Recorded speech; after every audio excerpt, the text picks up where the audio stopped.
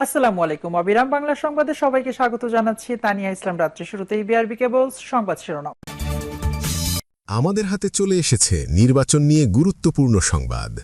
প্রথমেই জানিয়ে দিব, নির্ধারিত সময় শেষ হওয়ার আগেই সরকারি বাসা ছেড়েছি আসিফ মাহমুদ। এখন জানিয়ে দিব, আজ টাঙ্গাইল ও সিরাজগঞ্জ সফরে যাচ্ছেন তারেক রহমান। তারপর জানিয়ে দিব, আগামীতে অপরাধ করলে প্রধানমন্ত্রী প্রেসিডেন্টও ছাড় পাবে না ডক্টর শফিকুর রহমান। এবং সর্বশেষ জানিয়ে দেব, ডাল মে কুচ কালা হ্যায়, জামায়াতকে কটাক্ষ চরমোনাই পীরের। দর্শক, এতক্ষণ শুনছিলেন সংবাদ শিরোনাম। এখন বিস্তারিত জানার আগে আপনি যদি আমাদের চ্যানেলে নতুন এসে থাকেন তাহলে অবশ্যই চ্যানেলটিকে সাবস্ক্রাইব করুন, আর আপনাদের এলাকায় কোন দলের সাপোর্ট বেশি তা কমেন্ট করুন। এখন বিস্তারিত। নির্ধারিত সময় শেষ হওয়ার আগেই সরকারি বাসা ছেড়েছি আসিফ মাহমুদ। সম্প্রতি 2 মাস আগে পদত্যাগ করেও সরকারি বাসায় আসিফ ও মাহফুজ শিরোনামে একটি সংবাদ প্রকাশিত হয় বিভিন্ন গণমাধ্যমে। তবে এই সংবাদকে মিথ্যা, বানোয়াট ও উদ্দেশ্যপ্রণোদিত বলে দাবি করেছেন সাবেক যুব ও ক্রীড়া উপদেষ্টা এবং জাতীয় নাগরিক পার্টি এনসিপি এর মুখপাত্র আসিফ মাহমুদ। তিনি জানিয়েছেন, পদত্যাগের পর নির্ধারিত সময়ের আগেই সরকারি বাসা হস্তান্তর করে বর্তমানে ভাড়া বাসায় বসবাস করছেন তিনি। আসিফ মাহমুদ বলেন, পদত্যাগের পরেও সরকারি বাসায় বসবাস করার যে তথ্য প্রকাশ করা হয়েছে তা সম্পূর্ণ মিথ্যা ও বিভ্রান্তিকর। তার ভাষ্য অনুযায়ী তিনি 2025 সালের 10 ডিসেম্বর দায়িত্ব থেকে পদত্যাগ করেন এবং একই মাসের 31 ডিসেম্বর হেয়ার রোডের সরকারি বাসা নিলয় 6 যথাযথভাবে হস্তান্তর করেন। বর্তমানে তিনি নিজস্ব ভাড়া বাসায় বসবাস করছেন এবং সেখান থেকেই দলীয় কার্যক্রম পরিচালনা করছেন। প্রকাশিত প্রতিবেদনে সরকারি কর্মকর্তাদের বরাতে দেওয়া বক্তব্যের সত্যতা নিয়েও প্রশ্ন তোলেন তিনি।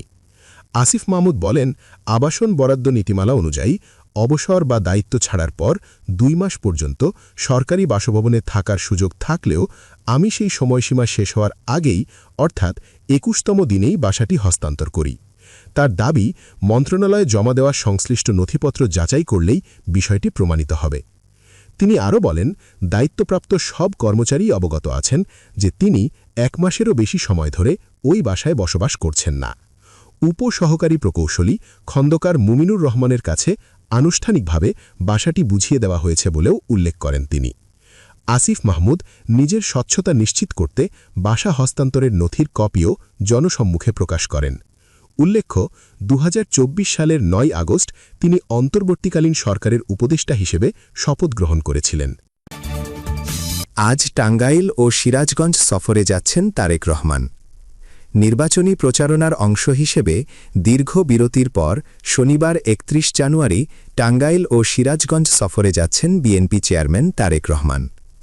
রাজশাহী ও রংপুর বিভাগে কয়েকদিনের ব্যস্ত সফর শেষ করে ঢাকা ফেরার পথে তিনি এই 2 জেলায় পৃথক 2টি বিশাল নির্বাচনী জনসভায় প্রধান অতিথি হিসেবে ভাষণ দেবেন।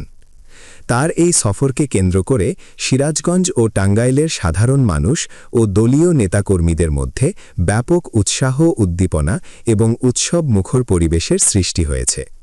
প্রিয় নেতাকে বরণ করে নিতে তোরণ, ব্যানার ও ফেস্টুনে ছেয়ে গেছে জনসভাস্থল সহ আশপাশের এলাকা। জেলা দুটিতে নিরাপত্তা ব্যবস্থাও জোরদার করা হয়েছে বলে স্থানীয় প্রশাসন ও দলীয় সূত্র নিশ্চিত করেছে। সিরাজগঞ্জ জেলা বিএনপির দেওয়া তথ্য অনুযায়ী দুপুরে বগুড়া থেকে সড়কপথে ঢাকা ফেরার পথে সিরাজগঞ্জ সদর উপজেলার পাইকপাড়া এলাকায় বিসিক শিল্প পার্ক মাঠে প্রথম জনসভায় যোগ দেবেন তারেক রহমান।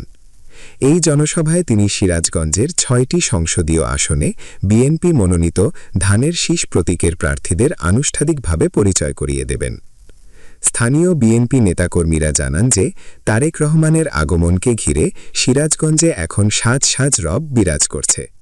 জনসভাস্থল ইতিমধ্যেই প্রস্তুত করা হয়েছে এবং সেখানে বিশাল গণজমায়েতের লক্ষ্যমাত্রা নির্ধারণ করেছে দলটি। জেলা বিএনপি মনে করছে এই সফরের মাধ্যমে নির্বাচনী প্রচারণায় নতুন গতির সঞ্চার হবে। সিরাজগঞ্জের জনসভা শেষ করে বিএনপি চেয়ারম্যানের পরবর্তী গন্তব্য টাঙ্গাইল জেলা।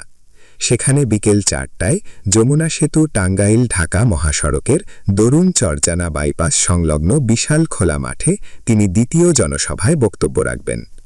টাঙ্গাইল জেলা বিএনপির পক্ষ থেকে জানানো হয়েছে, দীর্ঘ ২১ বছর পর তারেক রহমান টাঙ্গাইলে জনসভায় অংশ নিতে যাচ্ছেন, যা নেতাকর্মীদের কাছে অত্যন্ত তাৎপর্যপূর্ণ। দলীয় সূত্র জানায় যে টাঙ্গাইল জেলায় এটিই হবে তার প্রথম কোনো আনুষ্ঠানিক রাজনৈতিক জনসভা। এর আগে ২০০৪ সালে তিনি সাংগঠনিক সফরে টাঙ্গাইলে এলেও রাজনৈতিক সমাবেশ হিসেবে আজকের দিনটি এক মাইলফলক হতে যাচ্ছে। তারেক রহমানের আগমন উপলক্ষে টাঙ্গাইল জেলা বিএনপি ব্যাপক প্রস্তুতি গ্রহণ করেছে। দলের কেন্দ্রীয় প্রচার সম্পাদক ও টাঙ্গাইল ৫ আসনের প্রার্থী সুলতান সালাহুদ্দিন টুকু পুরো আয়োজনের তদারকি করছেন। জনসভাস্থলে কয়েকশো মাইক এবং বড় মঞ্চ তৈরির পাশাপাশি নেতাকর্মীদের জন্য বিশেষ দিক নির্দেশনা দেয়া হয়েছে। বৃহস্পতিবার রাতে এ সংক্রান্ত একটি প্রস্তুতি সভা অনুষ্ঠিত হয়েছে এবং সমাবেশস্থলে বড় পর্দায় ভাষণ প্রচারের ব্যবস্থাও রাখা হয়েছে।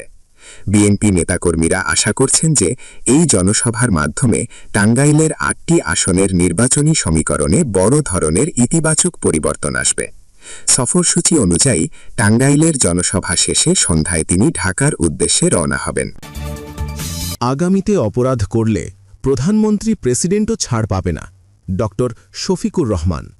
বাংলাদেশ জামায়াতে ইসলামীর আমির ড শফিকুর রহমান বলেছেন, দেশে নতুন করে ফ্যাসিবাদ কায়েমের চেষ্টা চলছে, কিন্তু জুলাই যোদ্ধারা তা বাস্তবায়ন হতে দেবে না। আপনারা একসময় মজলুম ছিলেন, এখন আপনারা জালিম হওয়ার চেষ্টা করবেন না, মানুষের অধিকার হরণের চেষ্টা করবেন না। রাজার ছেলে রাজা হবে, এই প্রথায় বাংলাদেশে ফ্যাসিবাদ প্রতিষ্ঠা করেছে। আগামীতে অপরাধ করলে প্রধানমন্ত্রী প্রেসিডেন্টও ছাড় পাবে না, অপরাধ করে কেউ দায় মুক্তি পাবে না। শুক্রবার ৩০ জানুয়ারি রাত ৯:৩০টার দিকে কুমিল্লা নগরীর টাউন হল ময়দানে ১১ দলীয় জোটের নির্বাচনী জনসমাবেশে তিনি এসব কথা বলেন। ড শফিকুর রহমান বলেন, আগের একটি সরকার দেশ এবং জাতির ওপরে প্রতিশোধের রাজনীতি করেছে। আমরা প্রতিশোধের রাজনীতি করব না। আমরা প্রতিশোধের রাজনীতিকে হারাম মনে করি। রাজনীতি হবে নীতির রাজ, ওই নীতি দিয়েই দেশ পরিচালনা করব। যে যায় লঙ্কায় সেই হয় রাবণ, কিন্তু আমরা কথা দিয়ে কথা রাখব। আওয়ামী লীগের সরকারের আমলে নিজ দলের ওপর অত্যাচার ও নির্যাতনের কথা উল্লেখ করে জামায়াত আমির বলেন, সবচাইতে মুজলুম দলের নাম হচ্ছে বাংলাদেশ জামায়াতে ইসলামী। আর কোন দলের ১ থেকে ধরে ১১ পর্যন্ত খুন করা হয় নাই? আর কোন দলের অফিস তালা দেওয়া হয় নাই? কোন দলের নিবন্ধন কেড়ে নেওয়া হয় নাই? আর কোন দলকে নিষিদ্ধ করা হয় নাই? আর কোন দলের নেতার বাড়ি ভেঙে দেওয়া হয় নাই? একমাত্র জামায়াতে ইসলামীর ক্ষেত্রে তা হয়েছে। সবচেয়ে বেশি গুমের শিকার হয়েছে বাংলাদেশ জামায়াতে ইসলামীর নেতাকর্মীরা। শহীদদের রক্ত এবং যুব সমাজের তাজা রক্তে ২৪-এর গণ অভ্যুত্থানে ফ্যাসিবাদের বিদায় হয়েছে। ক্ষমতায় গেলে রাষ্ট্রের আইন অনুযায়ী অপরাধীর বিচার যথাযথ বিচার করার প্রতিশ্রুতির কথা দিয়ে তিনি বলেন, আমরা কথা দিচ্ছি কারও ওপর প্রতিশোধ নেব না। কেউ অপরাধ করলে আইন তার বিচার করবে, আমরা আইন হাতে তুলে নেব না। আমরা বলে যাচ্ছি, একজন নাগরিকও যেন কোনো মামলায় হয়রানির শিকার না হয়। আমরা বিশ্বাস করি, কেউ আমাদের ওপর জুলুম করে থাকলে আখেরাতের ময়দানে এর বিচার পাব। জামায়াতে ইসলামী সরকার গঠন করলে চাঁদাবাজ নির্মূল করা হবে জানিয়ে দলটির আমির বলেন, বাংলাদেশ জামায়াতে ইসলামী আগামীর রাষ্ট্র গঠন করলে সমাজ থেকে চাঁদাবাজ, দুর্নীতিবাজ, লুটতরাজ বন্ধ করা হবে। মিথ্যা মামলা দিয়ে হয়রানি করা, ফ্যাসিবাদী নীতি কায়েম করে দেশের জনগণের অধিকার হরণ করার নীতি সম্পূর্ণ বন্ধ করা হবে। রাষ্ট্র চলবে নাগরিক ও যোগ্যতার ভিত্তিতে, কোনো দল, মত, বর্ণ বিবেচনায় কাউকে অধিক সুবিধা দেওয়া হবে না। তিনি আরও বলেন, আমরা মামলা বাণিজ্য করিনি, চাঁদাবাজি করিনি, আমরা নির্যাতন সহ্য করেছি। আমরা সমাজে ইনসাফ কায়েম করব। একজন শ্রমিক ও রিকশাচালক অন্যায় করলে যেমন শাস্তি হবে, তেমনি একজন উচ্চবিত্ত নাগরিকের ক্ষেত্রেও সেই বিধান মানতে হবে। দরকার হয় ব্যক্তিগত ছোটখাটো ভুল ক্ষমা করা হবে, কিন্তু দেশকে নিয়ে কোনো অন্যায় কাজ করা হলে তাকে ক্ষমা করা হবে না। আমরা আর কোনো পরিবারতন্ত্র রাজনীতি চাই না। একজন কৃষকের ছেলেও যেন প্রধানমন্ত্রী হতে পারে, আমরা সেই রকম সরকার ব্যবস্থা চাই। ডাল মে কুছ কালা হ্যায়, জামায়াতকে কটাক্ষ চরমোনাই পীরের। ইসলামী আন্দোলন বাংলাদেশের আমির চরমোনাই পীর মুফতি সৈয়দ মোহাম্মদ রেজাউল করিম জামায়াতে ইসলামের কঠোর সমালোচনা করে বলেছেন, জামায়াতের মুখে এক কথা, কাজে আরেক। তারা প্রকাশ্যে এক কথা বলে আর গোপনে ভারত ও আমেরিকার সঙ্গে বৈঠক করে। এই গোপনীয়তার মধ্যেই রয়েছে সন্দেহ, ডাল মে কুচ কালা হে। বাংলাদেশের মানুষ বিষয়টি বুঝে গেছে, আর ধোঁকা দিয়ে বিভ্রান্ত করা যাবে না।